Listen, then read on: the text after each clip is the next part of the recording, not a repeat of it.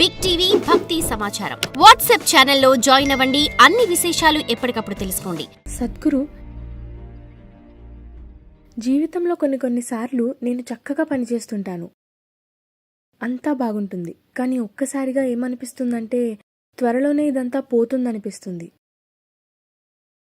అది నన్ను కలవరపెడుతుంది. బహుశా మీరు అప్పుడే ల్యాండ్ అవుతున్నారేమో.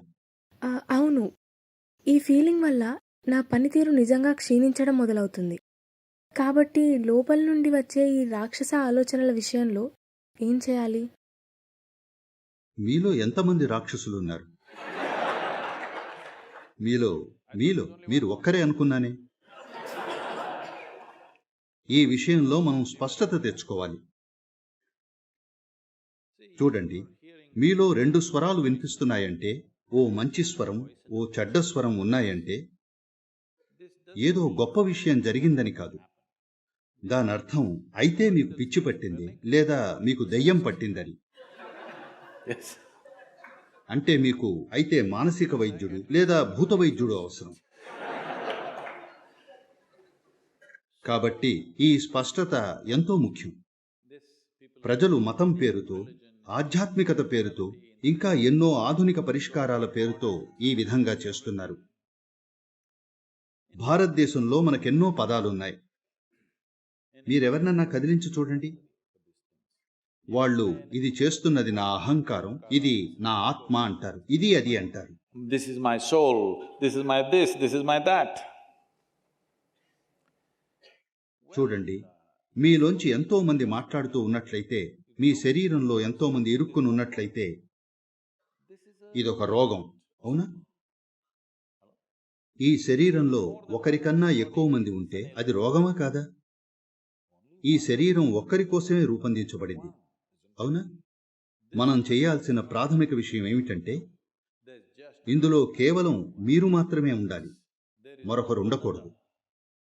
మరొకరు ఉన్న క్షణమే ఇదొక trick. Initially you play this trick. మొదట్లో అంతా బాగా జరిగినప్పుడు అది నేనే అంటారు. ఏదైనా తేడాగా జరిగితే నాకు తెలీదు, అది వేరే స్వరం, నా ఈగో.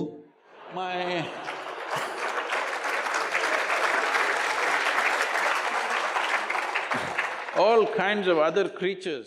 అనవసరమైన విషయాలను మనసులో సృష్టిస్తారు. ఆత్మ, పరమాత్మ అంటారు, దేవుడు మాట్లాడుతున్నాడు, దెయ్యం మాట్లాడుతోంది అంటారు. చూడండి, ఎప్పుడైతే ప్రజలు నాతో ఇది దేవుడు చెప్పాడు అంటే అప్పుడు ఘోరాలు జరిగాయి. అవును, మీరు గమనించారా? అమెరికా ప్రెసిడెంట్ ఓ 15-18 ఏళ్ల క్రితం నాకిది దేవుడు చెప్పాడన్నాడు. వినాశనం జరిగింది, 6 లక్షల మంది చనిపోయారు, దేశం నాశనమైపోయింది. గమనించారా? దేవుడు మాట్లాడాడన్నప్పుడల్లా ఇటువంటివే జరిగాయి. ఎందుకంటే మీరు అర్థం చేసుకోవాలి, ఇది దేవుడు మాట్లాడడం కాదు. పూర్తిగా తర్కరహితమైన, హేతువిరుద్ధమైన వాటిని చెప్పాలనుకున్నప్పుడు మీరు వాటిని దేవుడి పేరు మీద చెప్తారు.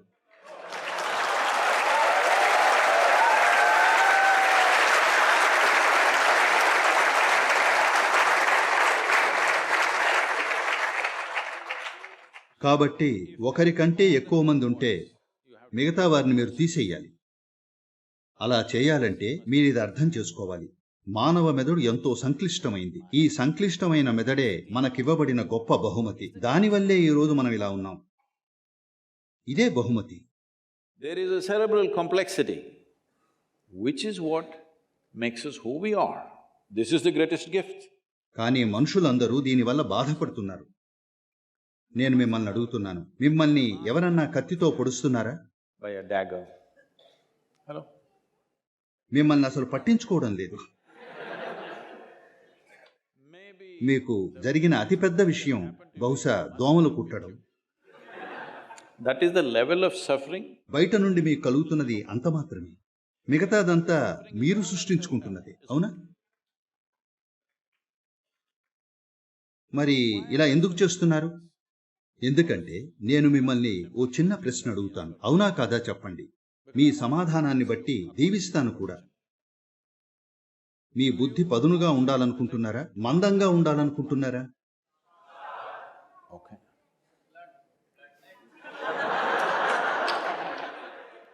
వీళ్ళది ఏ department?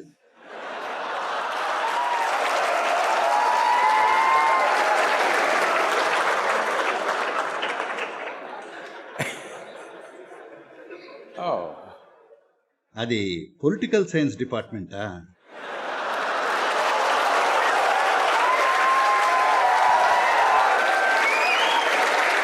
Is it one of the disciplines, sir? ఇక్కడ ఆ బ్రాంచ్ ఉందా? అది కూడా ఉందా ఇక్కడ? లేదా మరెలా? బహుశా బయట నుంచి మీ కాలేజీలో వచ్చుంటారు. కాబట్టి సహజంగానే మీ బుద్ధి పదునుగా ఉండాలనుకుంటారు. అంటే బుద్ధి అనేది కట్ చేసే పరికరం, ఓ చాకు లాంటిది. అది ఎంత పదునుగా ఉంటే అంత మంచిది, అవునా? ప్రస్తుతం కొన్ని కోట్ల సంవత్సరాల పరిణామక్రియ తర్వాత మీకు ఇటువంటి బుద్ధినిచ్చాం. ఇచ్చామంటే నేను ప్రకృతి వైపు. మీకు పదునైన బుద్ధి ఇచ్చాం. దాంతో మిమ్మల్ని మీరు అన్ని చోట్ల కట్ చేసుకుంటున్నారు. మళ్ళీ కంప్లైంట్ చేస్తున్నారు. లేదు లేదు, మీకంత పదునైంది ఇచ్చినప్పుడు దాన్ని ఎలా పట్టుకోవాలో నేర్చుకోవాలి, ఎలా వాడాలో నేర్చుకోవాలి. తప్పు అంచున పట్టుకుంటే ఎలా పడితే అలా వాడితే కోసుకుపోతుంది.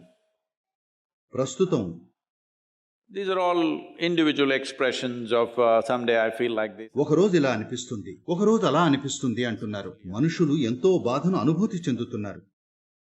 కొంతమంది యుద్ధభూమిలో ఉన్నారు, కొంతమంది కరువు ప్రాంతంలో ఉన్నారు. వాళ్ళ విషయం వేరే, వాళ్లను పక్కన పెడదాం. మిగతా వారంతా బాధపడుతున్నది ఒక్క విషయాన్ని, అది వాళ్ళ సొంత బుద్ధిని.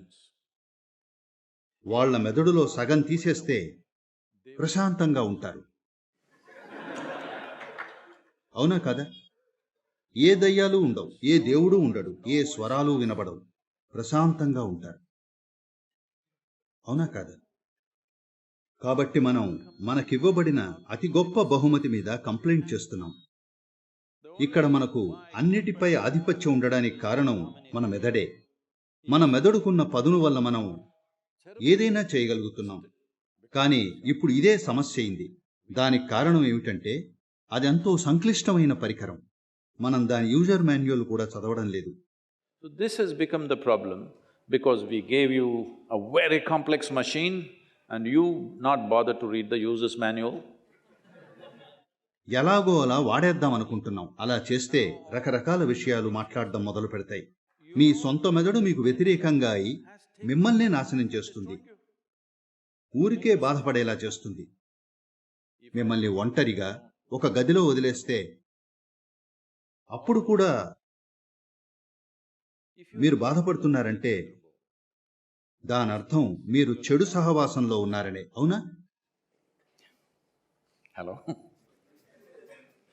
మీరు నాతో ఉన్నప్పుడు మీరు బాధపడితే కారణం నేనయ్యి ఉండొచ్చు. కానీ మీరు ఒంటరిగా ఉండి బాధపడుతుంటే మీరు సరి అయిన సహచర్యంలో లేనట్టే, అవునా? మీరు ఆ ఒక్క విషయాన్ని సరిచేసుకోవాలి. ఇదెప్పుడూ చెడు సహవాసం కాకూడదు. మీకున్న అత్యంత మంచి సహవాసం ఇదే కావాలి.